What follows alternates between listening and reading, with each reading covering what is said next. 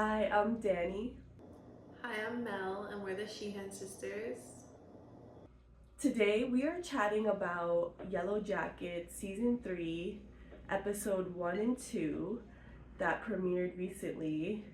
So if you haven't already, go watch our videos on Yellow Jackets Season 1 and Season 2 because today we are going to dive further into the show.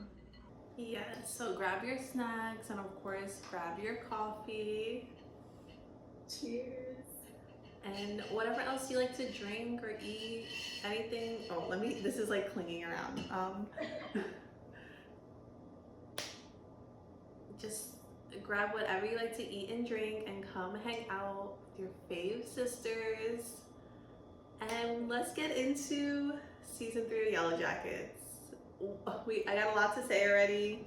Curious to see where the show continues on to. I'm mad already. I have to say it. I'm mad already. I have some problems with the first two episodes. I agree with you in that because I'm gonna be a little shady. I've never been excited for a show to only be 5 seasons because I'm still enjoying watching it, and I've said this in our other commentary videos about the show where I'm like, I like the past plots better than the future, because I feel like the writers, so sorry to them, I just want to know what's going on in that room, because I feel like the writers don't really have an idea of where they want to go, and they keep just like making up storylines, and I'm like, guys, can we write out a full story, please? I need to be in that room for just a moment and see what's going on with the writers. Invite the Sheehan sisters into your writer's room, and I guarantee you will have some good ideas. Yes. So where should we start? What do you want to say? Well, let's start with them fast forwarding the timeline, because Mel and I just discussed this before we started filming, and I was like, they're supposed to be in the spring season, right? And then Mel read the description of the first episode? Yeah. So we're just going to skip over from when the cabin was on fire in the winter, fast forward to the summer, like what happened during the spring. Right, and they did have that scene where Van's giving like the story of what happened, and it really wasn't even detailed or anything. It didn't give us any information on what really happened. No flashbacks or anything. They were just like, and we're here now. They're like, look at these beautiful huts we built, and we have all these lanterns that we don't know where we got them from, but we have a lot of them because we do rituals now where we let lanterns fly into the sky. As always, Danny and I have an issue with the set designers as well. Because look, I wrote down, I'm not surprised that they built a small village, because that's how civilization began. Like, it is possible for them to build huts and find the animals that come back out in the springtime and do all of those things. But there are some things, like Danny's mentioning, the lanterns, the candles, like the clothes. There's too much stuff for them to have acquired in the past few months. Like, it would have taken them just that time alone to maybe just build the huts and get the animals. Like, they had a table. Like, it was just too many things that they acquired in such little time. Can we talk about the jackets, the hooded jackets that are all similar that they wear at the ceremony? Yeah, like, how did they make that?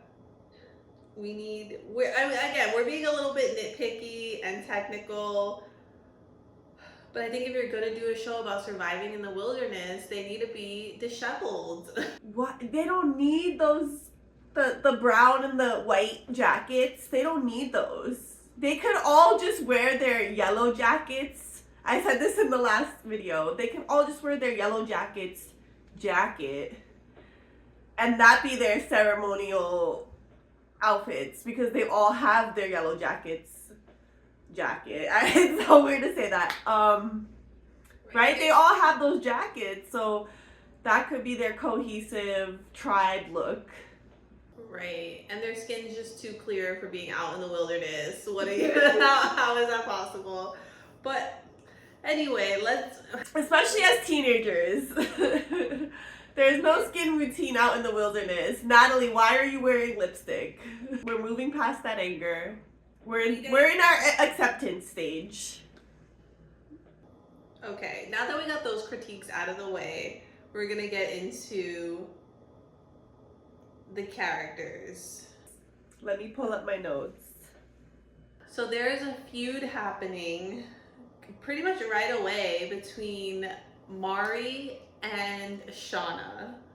And I'm here for it because tension should be high. And I'm not liking Mari's little snippy attitude that she's having. What did you think of that storyline? I'm here for Shauna's rage. I love when they were all sitting out going over the story with Van. Shauna's like aggressively writing in her journal, calling out their bullshit because that's realistic. I was literally gonna comment on the same scene because yes, she's just like, no, we fucking ate each other. She's living in reality while the other ones are trying to, I guess, dissociate in a way and like remove themselves from what really happened. Right. They're trying to make the best of the situation. Like you said, having, like, creating their own civilization and creating their own little tribe and little town. Not really a town, but like their own little home. And having the season start out with them playing a game. It's just a reminder of them being teenage girls. You know, they're still competitive sports players, so it was nice to see them have a lighthearted introduction. I know they were trying to trick us as though it was a hunt, especially because Mari was the one being chased in the opening. Which leads me to I want to commentate about Pit Girl very quickly. So it looks like they added 2 new background characters. I will insert the photos of them because I took a screenshot, people. I have receipts. Editing Danny here, I wanted to make a note about this background character. It appears the character Jen has been part of the show since season 1. However, production changed actors for season 3. So the character has been there since the beginning of the show. However, the actor is not the same. I did want to make this correction, but please continue to enjoy the commentary. Once again, Danny's not happy with them adding new background characters. But again, that's why they should have planned it out. And I guess, again, we don't know the behind the scenes of what's happening in these shows, and maybe people who they casted in the other seasons didn't re-sign their contracts or whatever. But it's just like, you should have from the beginning had these characters be somewhat prominent, especially if you knew which I guess they didn't know, you're gonna start killing people off. They would eventually have to come to the forefront. And it's funny because Shauna even makes a comment to Melissa, which I know Melissa's been there, but she's like, oh, you actually have a personality. So like she did make a little comment because it's like, yeah, girl, you've been silent for 2 seasons. Right. I do like that nod, but I feel like they got trapped into the Pit Girl narrative, and maybe it was going to be Mari, maybe it still is Mari, but I feel like they threw in these 2 new background characters to resemble Pit Girl to throw the audience off. I still think it's Mari, and I think they foreshadowed that with her falling into a pit already in this season. Should we talk about Mari? Yeah, let's talk about Mari. I like that parallel, but I feel like maybe they are just not tricking the audience, but like teasing the audience about Pit Girl. So they're like, well, let's do a pit scene with Mari. Right. And I did have to go and rewatch the opening season 1 episode, I was like, well, it's in the winter, so that means they're gonna be there for another winter, and I guess they're gonna start eating each other again once the winter comes, which Danny and I were also discussing. We're like, how do they need to go back to doing that if they're doing so well right now and they're thriving in their little village? Right, they have the ducks. They should be stocking up for the winter, you would think. So I'm curious what the change is going to be, or like the turning point where they start hunting each other again. Right. And you do see anger, like I said, with the Shauna and Mari situation, where Shauna's ready to like, I'm not gonna say kill her, but kind of, she's like on edge, like, girl, she's like, give me a reason.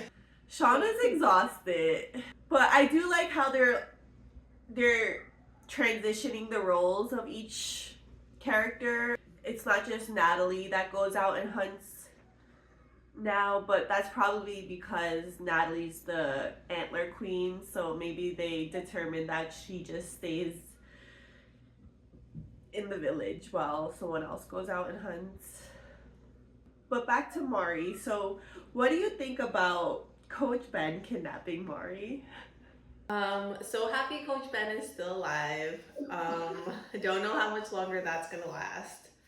I wrote this down. I was like, did he purposefully set that trap for one of them to fall into?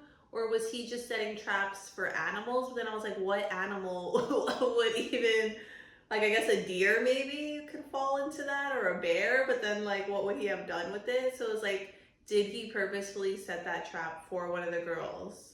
I was thinking that too, because he kind of had a sinister smile when he saw Mari in the pit. So I was like, oh, what's this change within Coach Ben? But then he helped her get out of the pit and even coached her through, what is it called? Realigning her knee. Yeah, like popping the bone back in. But I think that just shows what his role could have been if they all stayed as a team, because he still presented himself as the coach, and he was the adult voice of reason at times. So I feel like that scene got to show that he still has that maturity and that guidance. It just, things took a sinister turn. I like to use sinister when talking about YELLOWJACKETS, because something's happening out in the wilderness. But I'm just curious what his plan is with kidnapping Mari. I'm not sure what his method is behind that madness. And speaking of madness, he's definitely spiraling into it further. He definitely is. And like, going back to Mari, like, this girl needs to learn when to keep her mouth shut, because she's, even after falling into a pit, almost breaking her leg and being kidnapped, which I don't know, is he kidnapping her or what? I don't really know. I guess he tied her up and blindfolded her, so I guess that's a kidnapping. But she's even threatening him when they get to like his little tree cave area. She's over here still threatening him, like, and I'm gonna tell them what you did to me. And it's like, girl, he can just kill you, like, right now. Right, why would she say that? But that just shows the immaturity and like her acting out as a teenager. Right, and that's the same with her feud with Shauna. Like, she's just being a bratty teenager, and it's like, girl, the wilderness gonna humble you real quick. But yeah, I don't know what's going on with Coach Ben. I'm curious to see what's happening. And I did also know about him finding like the case of like stuff, The suitcase. Yeah, like an apocalypse case, a ready emergency kit. I feel like the man that was living in that cabin, like, he was ready for any worst case scenario, and that's why he had everything in the cabin, and that's why he had things hidden around the woods. And I wonder if they're gonna ever reveal any story of that. Like, does that really have anything to do with any of this? Because I know there's probably people who are like, oh, that's absurd that he found that. But I'm like, it's already absurd that they found the cabin. So I feel like it does make sense that he found that if they found the cabin. Right. I was feeling like one of those audience members that was like, this is absurd. Of course, he found a suitcase of granola bars. But when you mentioned that there was probably someone preparing for some sort of apocalypse, why they chose that mountain, I don't know. But yeah, hopefully they have an actual backstory to the man in the cabin and what he was doing on those mountains. I do want to point out I kept saying the island in what was it, the first season? We talked about it. Right. Yeah, because we were thinking about Lost. I was gonna say, in my defense, we had to cut this out, but we did talk about Lost briefly, and we also talked about Lord of the Flies, which does occur on an island. Oh my god, yeah. Our season 1 review was like 3 hours. We had to chop a lot out, but we made a whole parallel to this show in Lost, which I've seen other people point out the similarities and like the, you know, obviously it's the same kind of storyline of a plane crash and survival. Right. I don't know what really is going on there and what that man in the cabin set up, but it's a little frustrating that they didn't venture out more in season 1 and season 2 to find that suitcase sooner. The way he found it was definitely weird. I'm just saying it's plausible for him to have found it, but it's definitely weird the way he came across it and all of that. But we love to see Coach Ben thriving. Is he thriving? With just one leg, nonetheless. I feel like he's regaining his strength in a way. I don't think mentally he is, but physically. And that brings me to my next theory, which I also mentioned in our season 2 review, where I don't think it's the wilderness, and I think they're all just going cuckoo. You know, I think they're all just losing their mind. And that just happens when you're kind of losing hope and you don't know what's going on. You look to something, you know, spirituality, religion, all of these things. You look to something to believe in. And they're looking to the wilderness for whatever reason. And that brings me to talk about... Can I mention one thing? Okay.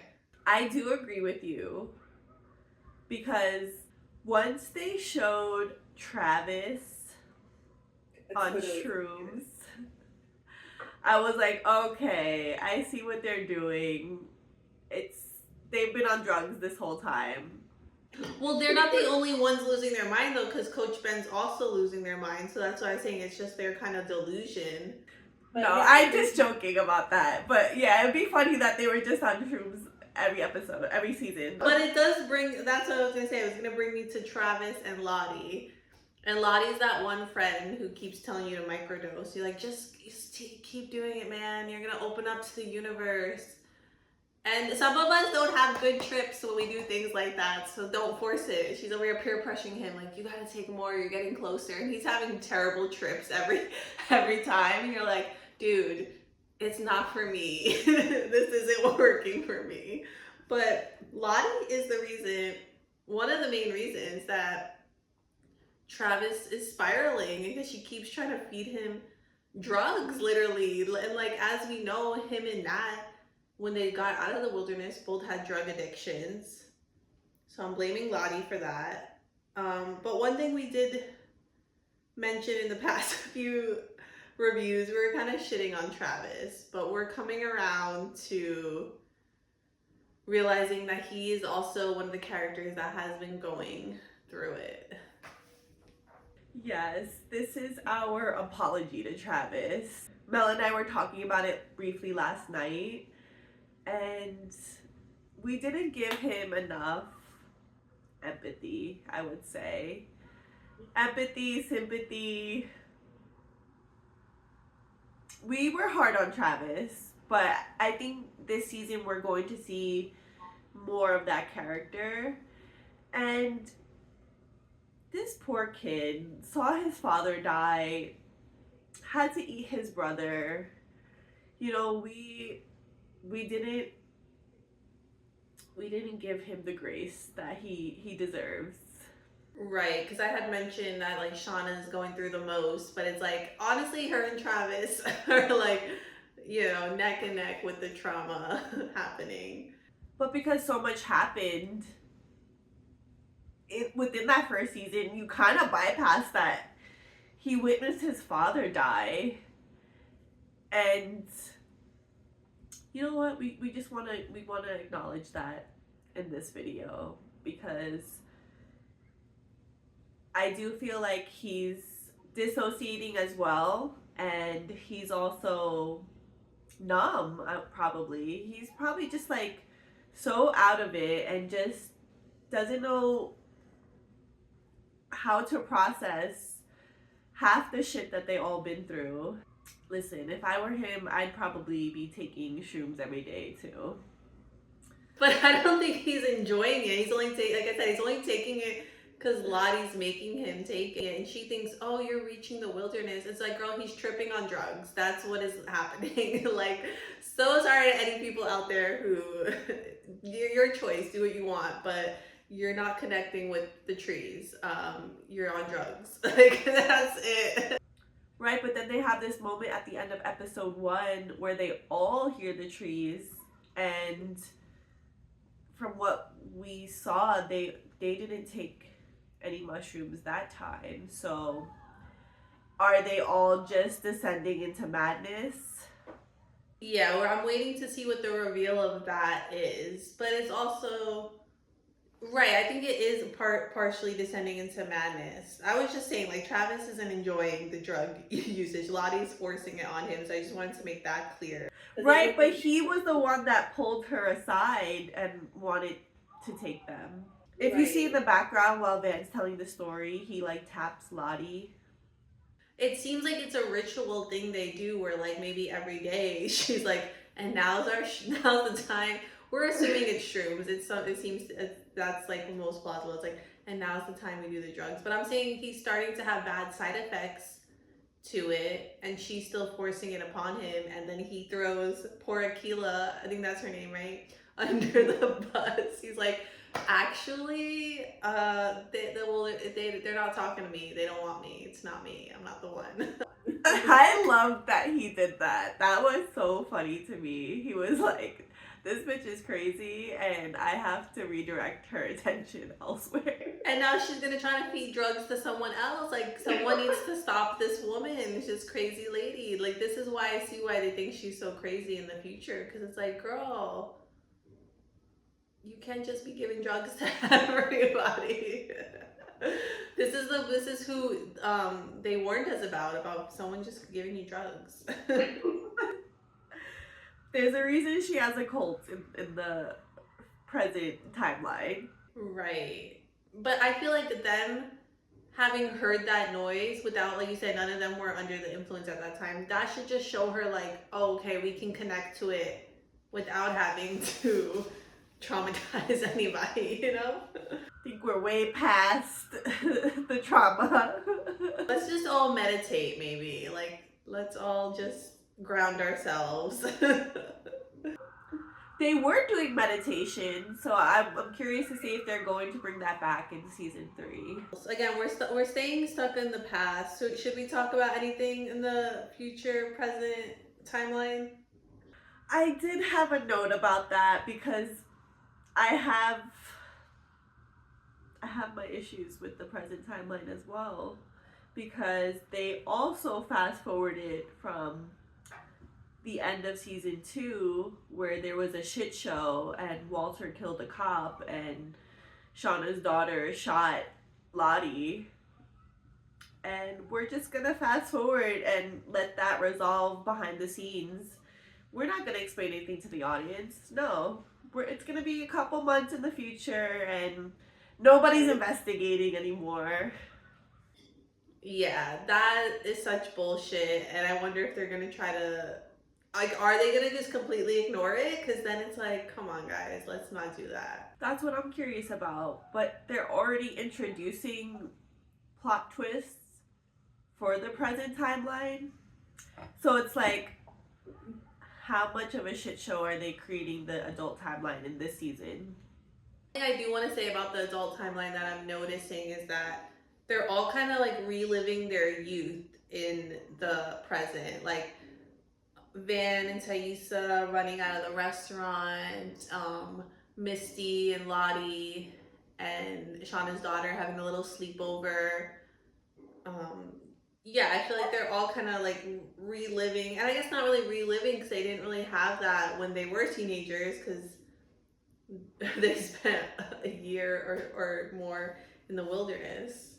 I agree. That's something I noticed too when Shauna's daughter did the prank at her high school and Callie's showing Shauna the video of the prank and Shauna's just cracking up laughing with her about it. I was like, okay, the high school girl is still within her and they are trying to relive parts of their teenage years that they lost because of the wilderness.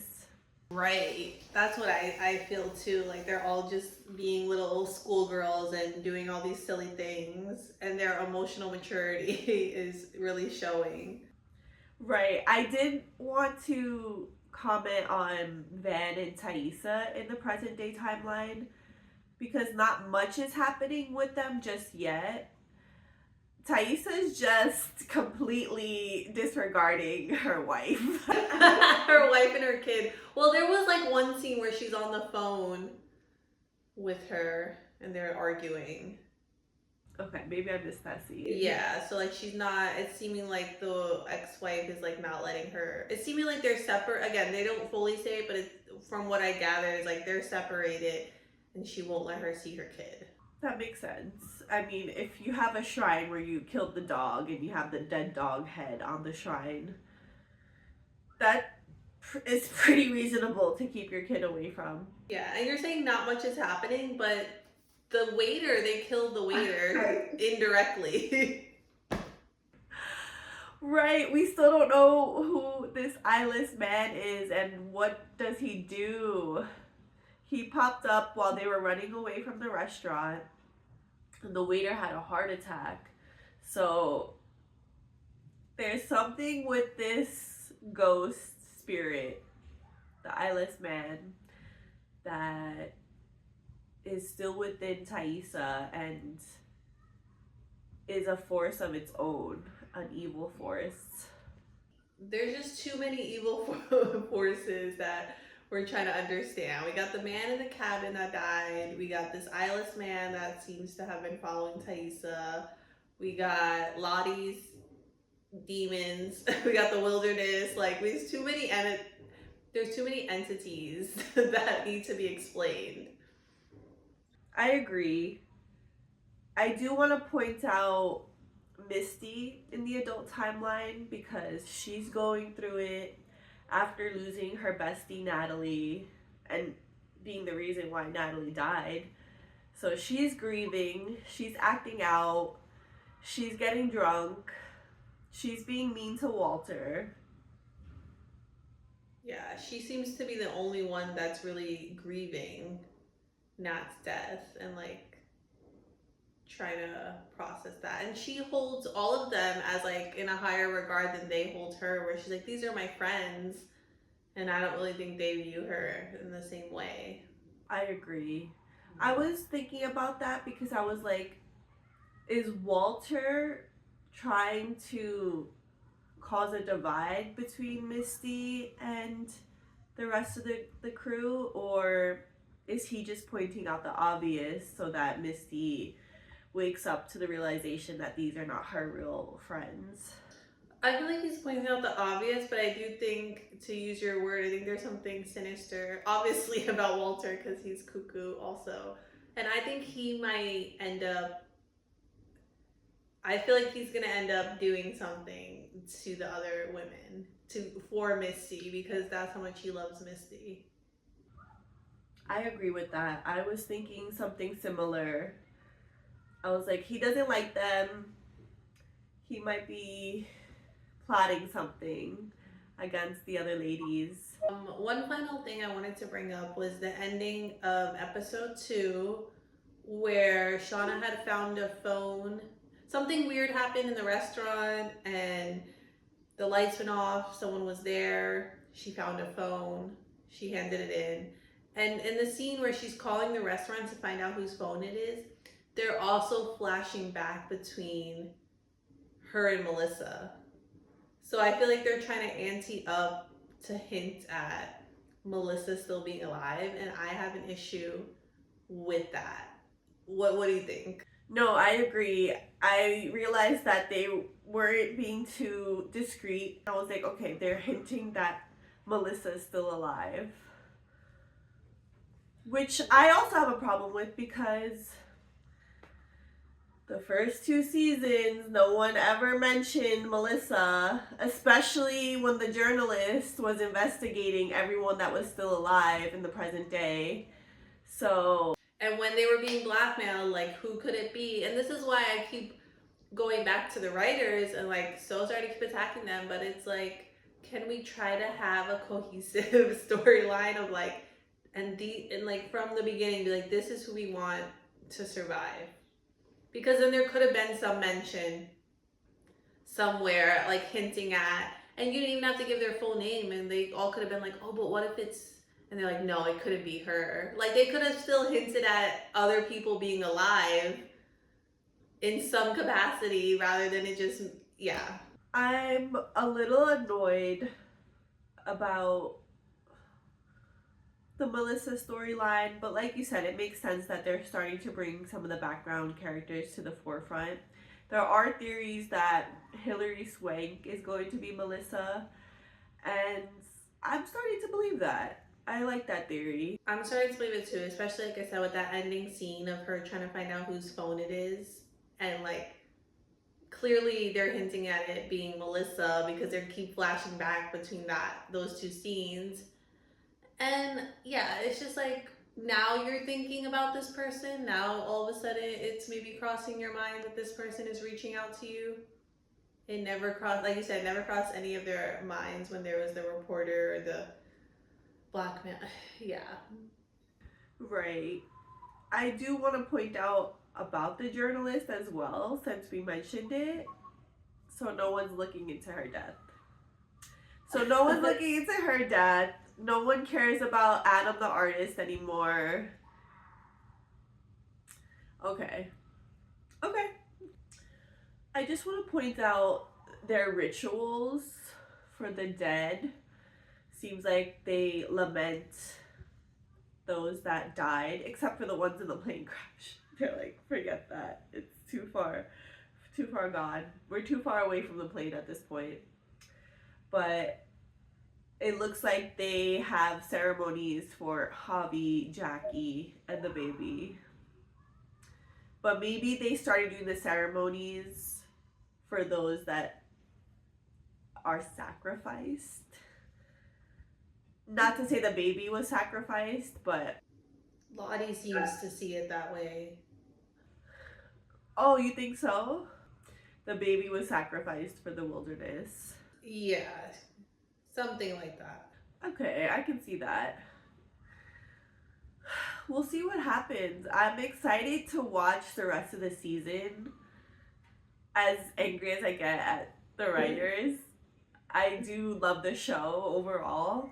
I want to watch the whole season in one go. I love to binge watch shows, so I wish they released the whole season at once. But I guess I'll just have to wait till April to see how season 3 concludes. Yes, I don't think we're going to be doing episode by episode because we have a lot of other videos that we still need to edit and get up, and a lot more ideas coming to this channel. So we probably won't do another season 3 review until it's all over. But it's only 8 episodes left to go in the season, and like Danny said, it'll be in April, so not too far away. Hopefully they figure it out. Yeah. Hopefully they figure it out. Mel and I have been discussing some other series to review and talk about. So if you have any recommendations, please leave them in the comments and let us know what you thought about episode 1 and 2 of season 3 of Yellow Jackets. Yes, thank you guys so much for watching. We love hanging out with you guys, and we hope you love hanging out with us too. And we'll see you next time. Bye.